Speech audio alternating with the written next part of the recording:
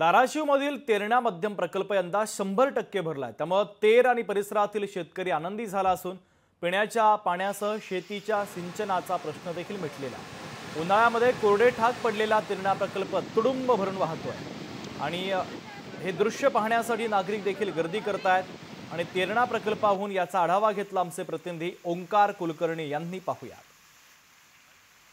धाराशिव जिल्ह्यातील मुख्य प्रकल्पांपैकी एक म्हणून ओळख असलेल्या तेरणा प्रकल्प जो आहे तो आता तुडुंब भरलेला पाहायला मिळतो। आपण या ठिकाणी तेरणा प्रकल्पावरती या ठिकाणी आहोत।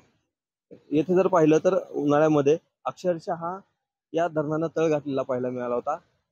काही पाण्याचा लवलेश देखील या धरणामध्ये शिल्लक असलेला पाहायला मिळत नव्हता। मात्र हे जे धरण आहे ते मागील काही दिवसांमध्ये झालेल्या पावसामुळे तुडुंब भरलेलं पाहायला मिळतंय। या धरणातील पाण्याचा विसर्ग देखील आता या ठिकाणी मोठ्या प्रमाणात सुरू असलेला पाहायला मिळतोय।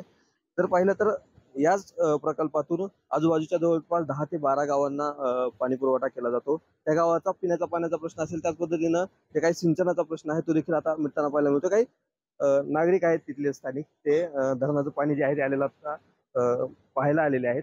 आपण त्यांच्याकडून जाणून घेणार आहोत त्यांची भावना काय। धरण भरलेलं आहे, कोरडं ठाक धरण पडलेलं कुठेतरी पाहायला मिळतं, तर कसा आनंद वाटतो?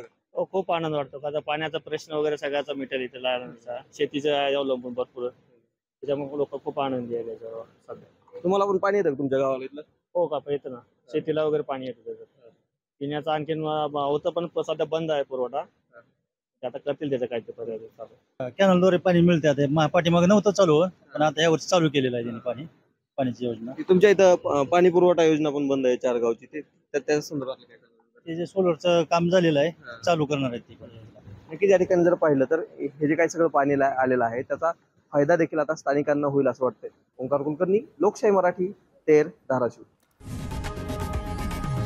लोकशाही मराठी, ऐका, पहा, जागरूक रहा।